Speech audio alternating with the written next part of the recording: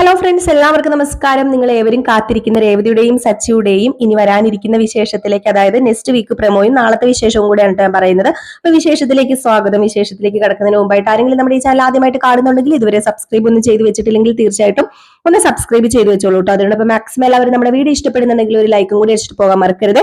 അപ്പൊ നമുക്ക് നേരെ വിശേഷത്തിലേക്ക് തന്നെ കടന്നാലോ. അങ്ങനെ നാളെ തുടങ്ങുമ്പോ തന്നെ കാണിക്കുന്ന നമ്മുടെ രേവതിയുടെ സച്ചിയുടെ ആ ഒരു റൊമാൻസ് സീനാണ് കേട്ടോ.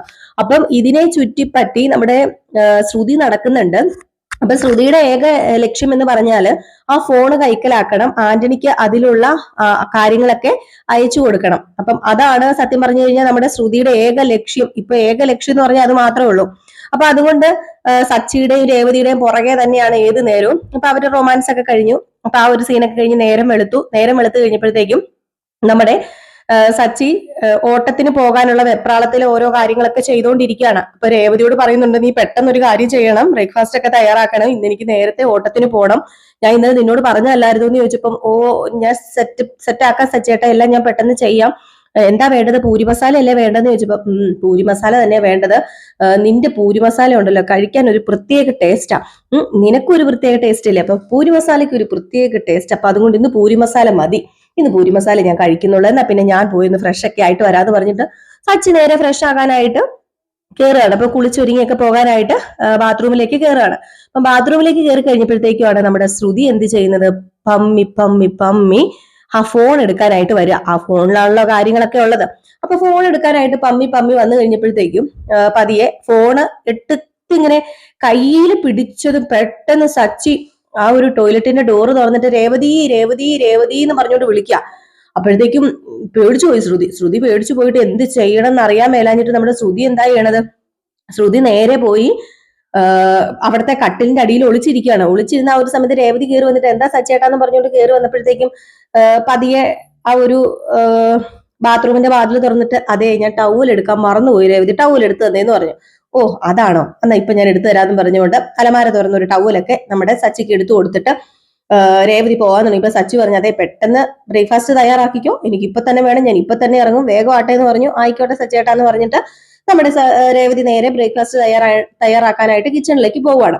അപ്പൊ ഇതിനെ ചുറ്റിപ്പറ്റി ചന്ദ്ര വരുന്നുണ്ട്. ചന്ദ്ര വന്നിട്ടാണെങ്കിൽ, ഓ ഇന്നും പൂരി മസാലയാണോ, നിന്റെ കെട്ടിയോൻ ഇവിടെ പൂരി മസാല ഇഷ്ടമുള്ളെന്നും പറഞ്ഞുകൊണ്ട് എല്ലാ ദിവസവും പൂരി മസാല നിനക്ക് ഉണ്ടാക്കേണ്ട കാര്യമുണ്ടോ, വല്ലപ്പോഴും വല്ല ഇഡലിയോ അപ്പോ ഇടിയപ്പോ പുട്ടോ ഇത് വല്ലതും നിനക്ക് ഉണ്ടാക്കത്തില്ലേ എന്നിങ്ങനെ ചോദിച്ചപ്പോഴത്തേക്കും നമ്മുടെ രേവതി പറഞ്ഞു, അത് പിന്നെ എന്റെ ഭർത്താവിന് ഇഷ്ടമുള്ളതല്ലേ അമ്മേ ഞാൻ ഉണ്ടാക്കി കൊടുക്കേണ്ടത്, അല്ല അതുപോലെ തന്നെ അവരവരുടെ ഭർത്താക്കന്മാർക്ക് ഇഷ്ടമുള്ളതും അവരവർക്ക് ഇഷ്ടമുള്ളതൊക്കെ ഉണ്ടാക്കാലോ, കിച്ചൺ ഇവിടെ വിശാലമാണല്ലോ, ആർക്ക് വേണമെങ്കിലും കയറി പാചകം ചെയ്യാലോ എന്ന് പറഞ്ഞപ്പോ, അല്ലെങ്കിൽ നിനക്കിപ്പോ നാക്ക് കൂടുതലാന്ന് എനിക്കറിയാടി, പണ്ട് നീ ഇങ്ങനെയൊന്നും അല്ലായിരുന്നു, നിനക്കിപ്പോ നാക്കിങ്ങനെ നീണ്ടു നിവർന്ന് കിടക്കല്ലേ, നിന്റെ കെട്ടിയോ നിന്നെ ഇപ്പൊ തല്ലുന്നില്ല അടിക്കുന്നില്ല, നിന്റെ കെട്ടിയോൻ ഇപ്പൊ നിന്റെ തലേ ചുവന്നോട്ട് നടക്കുന്നതിന്റെ സൂക്കേടല്ലേടി നിനക്ക്, എന്നാടി നീ നിന്റെ കെട്ടിയോനും തമ്മിൽ പ്രശ്നം ഉണ്ടാകാൻ പോകുന്നത്, നീ എണ്ണി ഇരുന്നോടി, ഉടനെ തന്നെ ഉണ്ടാകും എന്നൊക്കെ പറഞ്ഞുകൊണ്ട് നമ്മുടെ ചന്ദ്ര ഈ ചെവി കൂടെ കേട്ട് ഈ ചെവി കൂടെ കളയുക എന്ന് നമ്മുടെ സച്ചി പറഞ്ഞിട്ടുണ്ടല്ലോ. അപ്പൊ അതുകൊണ്ട് 2 ചെവി തന്നിരിക്കുന്നത് തന്നെ ഈ ചെവി കൂടെ കേട്ട് ഈ ചെവി കൂടെ കളയാൻ വേണ്ടിയാണെന്ന് അച്ചമ്മ പറഞ്ഞത് എന്ന് സച്ചിയോർക്ക് പറഞ്ഞിട്ടുള്ളത് കൊണ്ട് തന്നെ രേവതി അതൊന്നും മൈൻഡ് ചെയ്യുന്നില്ല, അതൊന്നും കാര്യമാക്കുന്നില്ല.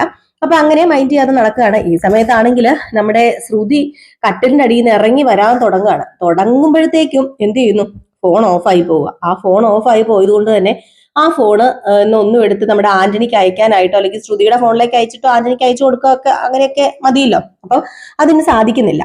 അപ്പം പെട്ടെന്ന് നമ്മുടെ രേവതി പൂരി മസാലയൊക്കെ ആയിട്ട് കയറി വരികയും ചെയ്തു. സച്ചി ആണെങ്കിൽ ഫ്രഷ് ആയിട്ട് ഇറങ്ങി ഡ്രസ്സൊക്കെ മാറി ഇങ്ങനെ നിൽക്കുകയാണ്. ഏതായാലും ഈ സമയത്ത് ശ്രുതി കട്ടിലിന്റെ അടിയിൽ ഇരിക്കുകയാണ് കേട്ടോ. അപ്പം നമ്മുടെ സച്ചി പെട്ടെന്ന് ഭക്ഷണം താട്ടെന്നൊക്കെ പറഞ്ഞപ്പോഴത്തേക്ക് രേവതി ഭക്ഷണം ഇങ്ങനെ കൊടുക്കാൻ തുടങ്ങിയപ്പോ, എനിക്ക് നീ വാരി തന്നാൽ മതി, സമയമില്ല, നീ പെട്ടെന്ന് വാരി ഞാൻ ഷർട്ടൊക്കെ ഇടുമ്പോഴത്തേക്കും നീ പെട്ടെന്ന് വാരിത്താന്ന് പറഞ്ഞ് നമ്മുടെ രേവതി ആ ഒരു സമയത്ത് സച്ചിക്ക് ഇങ്ങനെ വാരി കൊടുത്തോണ്ടിരിക്കുന്നു. സച്ചി പോകാനുള്ള ഒരു വെപ്രാളത്തിലും ആ ഒരു ഇതിലൊക്കെ നടന്ന് ഷർട്ട് ഇടുന്നു, ബട്ടൺ ഇടുന്നു, അങ്ങനെയുള്ള കാര്യങ്ങളൊക്കെ ചെയ്തുകൊണ്ടിരിക്കുന്നു. പക്ഷെ നമ്മുടെ ശ്രുതിക്ക് കട്ടിലിന്റെ അടിയിൽ നിന്ന് ഇറങ്ങാനായിട്ട് പറ്റുന്നുമില്ല. കട്ടിലിന്റെ അടിയിൽ തന്നെ ശ്രുതി ഉള്ളത്. ഇതേ സമയത്ത് നമ്മുടെ ശ്രുതിക്കാണെങ്കിൽ കുറച്ച് പൈസയുടെ ആവശ്യമുണ്ട്, ഒരു 500 രൂപ എങ്ങാണ്ട് വേണം. അപ്പൊ 500 രൂപയ്ക്ക് ഇരക്കാണ് നമ്മുടെ ചന്ദ്രയുടെ മുമ്പിൽ പോയി. ചന്ദ്രയോട് പറയും, എനിക്ക് 500 രൂപ വേണം അമ്മേ, എനിക്കൊരു 500 രൂപ തരാൻ പറഞ്ഞപ്പോ, നിനക്ക് നാണമില്ലല്ലോടാ, നീ വലിയ ബിസിനസ്മാൻ അല്ലേടാ, നിനക്ക് എന്നോട് ഇരക്കാൻ നാണം ഉണ്ടോടാ എന്ന് ചോദിക്കുമ്പോൾ, അത് പിന്നെ അമ്മേ എനിക്ക് 500 രൂപ തന്നേ പറ്റൂ, അമ്മയല്ലേ ഉള്ളൂ എനിക്ക് തരാനായിട്ട്, പിന്നെ എന്റെ കയ്യിൽ 5 പൈസ ഇല്ല, നിനക്കറിയാലോ, ഇപ്പൊ അയാൾ എന്റെ കയ്യിൽ 5 പൈസ തരാറ് പോലും ഇല്ല, അങ്ങേർക്ക് പെൻഷൻ കിട്ടുന്ന അങ്ങേര് കയ്യിൽ വെച്ചോണ്ടിരിക്കുക, നീ ഒരു കാര്യം ചെയ്യാൻ, നീ നിന്റെ അച്ഛനോട് പോയി ചോദിക്കാൻ പറഞ്ഞു. അപ്പോഴത്തേക്കും എന്നാ പിന്നെ ഞാൻ അച്ഛനോട് ചോദിക്കാം എന്ന് പറഞ്ഞ് രവീന്ദ്രനോട് പോയി ഇറക്കാൻ തുടങ്ങി കേട്ടോ. അപ്പൊ രവീന്ദ്രൻ പറഞ്ഞു, നീ കട ഇട്ടേക്കുന്ന എന്തിനാ, നീ വലിയൊരു ഷോറൂമിന്റെ മുതലാളിയൊക്കെ അല്ലേ, നിന്റെ കയ്യിൽ 5 പൈസ എടുക്കാനല്ലേ. അത് പിന്നെ അച്ഛാ എന്റെ കയ്യിൽ ഗൂഗിൾ പേ ഉള്ളൂ, എനിക്ക് 500 രൂപ ക്യാഷ് ആയിട്ട് വേണം എന്നൊക്കെ പറഞ്ഞ് ഇങ്ങനെ തട്ടി മുട്ടിയൊക്കെ അവരോടും ഇവരോടും ഒക്കെ 500 രൂപ ചോദിച്ചുകൊണ്ടിരിക്കുക. അങ്ങനെ നമ്മുടെ സുധിക്ക് 500 രൂപ രവീന്ദ്രനും കൊടുത്തില്ല, ചന്ദ്രയും കൊടുത്തില്ല. പിന്നെ ആകെ പാടെ ആശ്രയം എന്ന് പറയുന്നത് സ്വന്തം ഭാര്യയല്ലേ ഉള്ളൂ. അങ്ങനെ നേരെ ചെല്ലുകയാണ് ഭാര്യയുടെ അടുത്തേക്ക്. അപ്പൊ ഭാര്യനെ കാണുന്നില്ല. അപ്പൊ ഭാര്യനെ തപ്പി തപ്പി തപ്പി തപ്പി ഇങ്ങനെ നടക്കുകയാണ്. അപ്പൊ അങ്ങനെ സച്ചിയുടെ റൂമിൽ ചെന്നിട്ട് അതെ ശ്രുതിനെ കണ്ടോന്ന് ചോദിച്ചപ്പോ പിന്നെ ശ്രുതി ഇവിടെ വന്നിരിക്കുകയല്ലേ, ശ്രുതിനെ ഞാൻ ഇവിടെ കട്ടിന്റെ അടിയിൽ ഒളിപ്പിച്ച് വെച്ചേക്ക്, എന്താ ഏട്ടാന്ന് ചോദിക്കുക. അപ്പോഴത്തേക്ക് നമ്മുടെ ശ്രുതി പറഞ്ഞു, ഓ അവൾ ഇവിടെ കണ്ട് ഇങ്ങോട്ട് അങ്ങോട്ട് വരുന്ന കണ്ട, അതുകൊണ്ട് ഞാൻ വന്നതാന്ന് പറഞ്ഞു. ഇതിന്റെ ഇടയിൽ നമ്മുടെ സച്ചു ഫോണാണെ തപ്പോട് തപ്പ്, ഫോൺ നോക്കിയിട്ട് ഫോൺ കാണുന്നില്ല. സച്ചു ആണെങ്കിൽ ഫോൺ തപ്പുന്നു. അയ്യോ രേവതി എന്റെ ഫോൺ കണ്ടില്ലല്ലോ എന്ന് പറഞ്ഞുകൊണ്ട് സച്ചി. അപ്പം രേവതി പറഞ്ഞു, സച്ചേട്ടൻ എവിടെയാ ഫോൺ വെച്ചത്? അത് പിന്നെ ഞാൻ ഈ ടേബിളിൽ തന്നെ വെച്ചത്, ഇവിടെ തന്നെ വെച്ചത്. ഫോൺ കാണുന്നില്ലല്ലോ. നമ്മുടെ ശ്രുതി ആണെങ്കിൽ കട്ടിന്റെ അടിയിൽ ഇരുന്ന് വെപ്രാളപ്പെടുന്നു, പരവേശപ്പെടുന്നു, ആകെപ്പാടെ സീൻ കോൺട്രയായിട്ടിരിക്കുകയാണ് കേട്ടോ.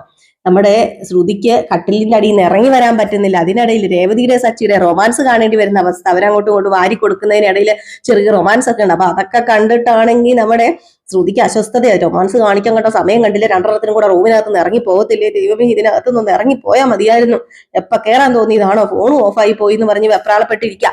അങ്ങനെ ഒരു തരത്തില് നമ്മുടെ ശ്രുതി അവിടെ നിന്ന് ഇറങ്ങുകയാണ്. രേവതി സച്ചി ഇറങ്ങിയ പുറകെ ശ്രുതി ഇറങ്ങി ആ ഫോൺ അവിടെ വെക്കേണ്ടി വരികയാണ്. അപ്പൊ ചാർജ് കുത്താതെ ഒരു നിവൃത്തി ഇല്ലല്ലോ, അപ്പൊ ആ ഫോൺ അവിടെ വെക്കേണ്ടി വരികയാണ്. അപ്പൊ സച്ചിക്ക് ആ ഫോണൊക്കെ കിട്ടുന്നൊക്കെ ഉണ്ട് കേട്ടോ.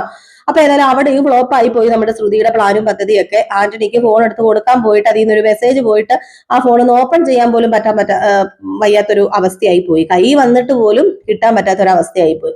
അപ്പൊ അങ്ങനെ ആ ഒരു സീനൊക്കെ കഴിഞ്ഞു. പിന്നത്തെ സീൻ എന്ന് പറഞ്ഞിട്ടുണ്ടെങ്കിൽ നമ്മുടെ ശ്രീകാന്തിന്റെ കൂടെ ഇപ്പൊ ഒരു പെൺകുട്ടി ഇറങ്ങിയിട്ടുണ്ടല്ലോ, ശ്രീകാന്തിന്റെ മേഡം എന്ന് പറഞ്ഞുകൊണ്ട് റെസ്റ്റോറന്റിലെ പ്രിയ.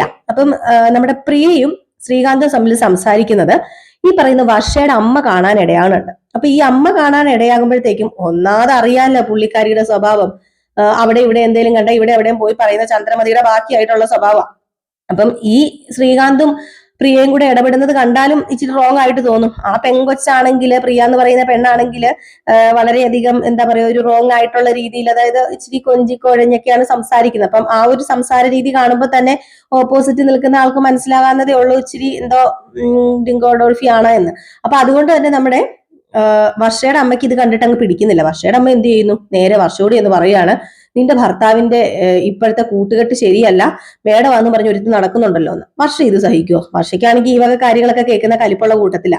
പക്ഷെ ഈ എന്താ പറയാ, ഈ ഒരു നൂറ്റാണ്ടിൽ ജീവിക്കുന്നത് കൊണ്ട് തന്നെ ഇതിനോടനുബന്ധിച്ച് ഈ ഒരു സമൂഹമായിട്ട് അങ്ങ് ഇണങ്ങി അങ്ങോട്ട് പോകുന്ന ഒരു അടിച്ചു പൊളിച്ച് ആ ഒരു ഇതില് ഇപ്പോഴത്തെ ആ ഒരു ഇതായിട്ട് പോകുന്ന ഒരാളാ വർഷയ്ക്കാണെങ്കിൽ അതിപ്പം പെണ്ണാണെങ്കിലും ആണാണെങ്കിലും ആരാണെങ്കിലും കൂട്ടുകൂടുന്നതിനോ അങ്ങനെയൊന്നും ഒരു ഇതില്ല. വർഷയ്ക്ക് അങ്ങനെയാണല്ലോ, വർഷയും കൂട്ടുകൂടും, ശ്രീകാന്ത് കൂട്ടുകൂടുന്നതിനോ അങ്ങനെ പോകുന്നതിനോ ഒന്നും ഒരു പരിധിയൊന്നും വർഷം നിശ്ചയിച്ചിട്ടില്ല. എന്നാലും ഒരു പരിധിയുണ്ട്. എന്നാലും അങ്ങനെ അങ്ങോട്ട് എടുത്ത് വേണ്ടാന്നൊന്നും പറയാത്ത ഒരു ടീം ആയതുകൊണ്ട് തന്നെ വർഷയുടെ അമ്മ ഇത് പറഞ്ഞപ്പോഴത്തേക്ക് അമ്മയ്ക്ക് എന്തറിയാം, ഏതേ ഇപ്പൊ അങ്ങനെയൊന്നും കാണരുത്, അമ്മയുടെ പണ്ടത്തെ കാലത്തെ പോലെ ഒന്നും അല്ല, ഇപ്പൊ ആണുങ്ങളും പെണ്ണുങ്ങളും തമ്മിൽ കൂട്ടൊക്കെയാണ്.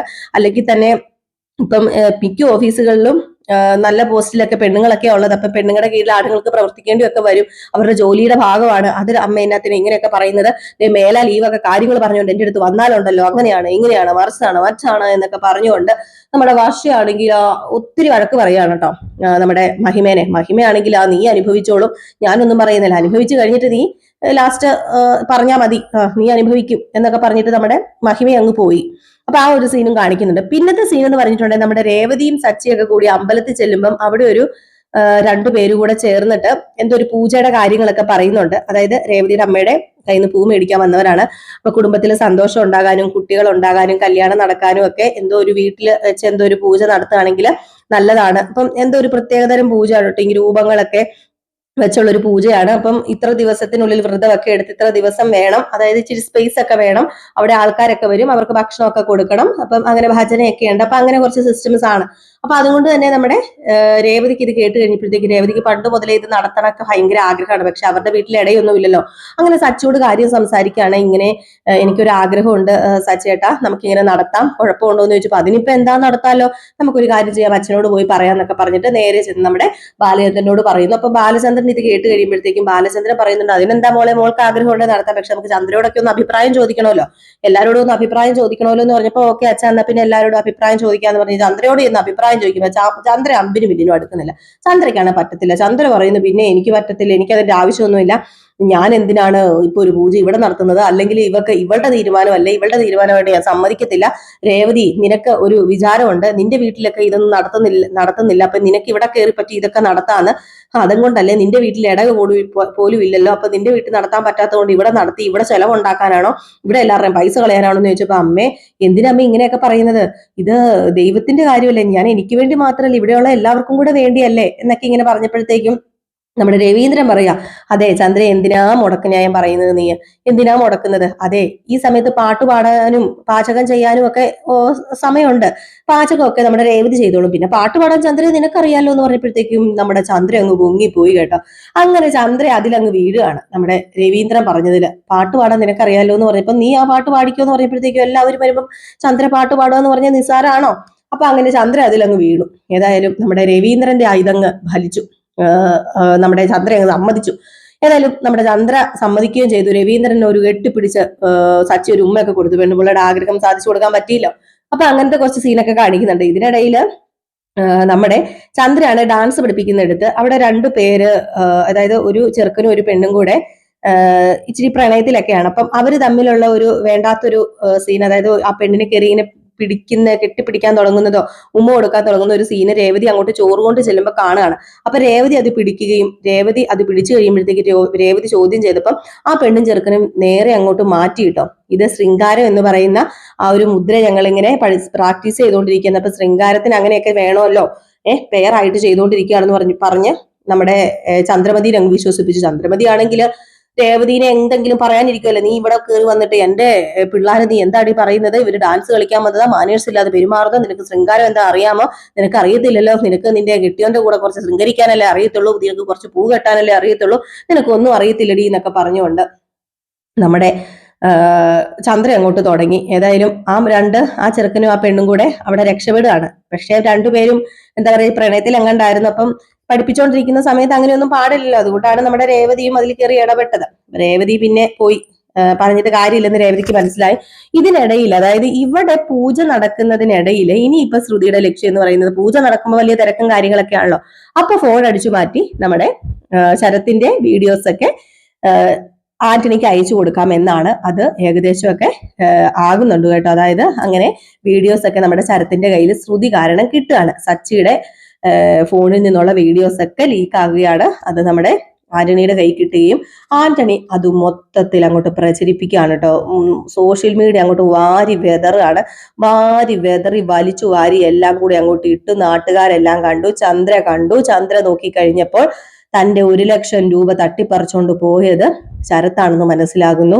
അയ്യോ, പിന്നെ പറയാനുണ്ടോ, നമ്മുടെ രേവതിക്ക് പിന്നെ സമാധാനം കിട്ടുമോ, തുടങ്ങിയില്ലേ രേവതിയായിട്ട് അങ്ങോട്ട് പിന്നെ പടയാണ് കേട്ടോ. നിന്റെ അനിയൻ ആരാടി, നിനക്ക് നാണമില്ലല്ലോടി, നിന്റെ അനിയൻ ആലേടി അപ്പൊ എന്റെ പൈസ കട്ടോണ്ട് പോയത്, എനിക്കത് കിട്ടിയത് ഇരുടി, അല്ല അത് കിട്ടും അങ്ങോട്ട് ചെയ്തല്ലോ, അത് സച്ചി മേടിച്ചു കൊടുത്തായിരുന്നല്ലോ, എടി പേരും കള്ളി, നിന്റെ കുടുംബത്തിന് ഇതാണല്ലോടി പണി എന്ന് പറഞ്ഞുകൊണ്ട് നമ്മുടെ ശരത്തിനെ അങ്ങോട്ട് പറയുന്നു, രേവതിനെ അങ്ങോട്ട് പറയുന്നു, കുടുംബത്തെ അങ്ങോട്ട് അടിച്ച് ആക്ഷേപിക്കുകയാണ് കേട്ടോ. അപ്പൊ ഇങ്ങനെ കുറച്ച് ഭാഗങ്ങളൊക്കെയാണ് ഇനി നാളെ കാണാൻ പോകുന്നത്. പക്ഷേ നമ്മുടെ ശ്രുതിക്ക് 8ന്റെ പണി വരാൻ പോകുന്നതേ ഉള്ളൂ. ശ്രുതിനെ സച്ചി വെറുതെ വിടില്ല. ഇത് ലീക്കാക്കിയത് ആരാണ് എന്ന് നമ്മുടെ ശ്രുതി കണ്ടുപിടിക്കുക തന്നെ ചെയ്യും. അപ്പൊ എല്ലാവരും കാത്തിരുന്ന് കാണുക. അപ്പൊ ഞാനിപ്പോ അടുത്ത ആഴ്ചയിലെ ഫുൾ വിശേഷം ഏകദേശം പറഞ്ഞിട്ടുണ്ട്, നാളത്തെ കഥയും ഏകദേശം പറഞ്ഞിട്ടുണ്ട്. ഇതിനിടയിൽ ശ്രുതിയുടെ അമ്മയ്ക്കും മകനും വേണ്ടിയുള്ള ഒരു വീട് സംഘടിപ്പിക്കാൻ വേണ്ടി ശ്രുതി കിടന്ന് നെട്ടോട്ടം ഓടുന്ന കുറച്ച് ഭാഗങ്ങളൊക്കെ ഉണ്ട്. അവിടെയും കുറെ കള്ളങ്ങളൊക്കെ പറഞ്ഞ് പിടിപ്പിക്കുന്നുണ്ട് കേട്ടോ. അപ്പൊ കാത്തിരുന്ന് തന്നെ കാണാം. കള്ളം പറഞ്ഞു കഴിഞ്ഞിട്ടുണ്ടെങ്കിൽ എവിടെ ചെന്ന് അവസാനിക്കാനാ, അത് ചെന്ന് അവസാനിക്കുന്നത് നാശത്തിൽ തന്നെ ആയിരിക്കും. അപ്പൊ എല്ലാവരും കാത്തിരിക്കുക. എല്ലാവർക്കും വീണ്ടും നല്ലൊരു ശുഭരാത്രി ആശംസ നിർത്തുന്നു. നെക്സ്റ്റ് വീഡിയോ ആയിട്ട് കാണാം. അപ്പൊ ലൈക്ക് അടിക്കാൻ മറക്കരുതേ.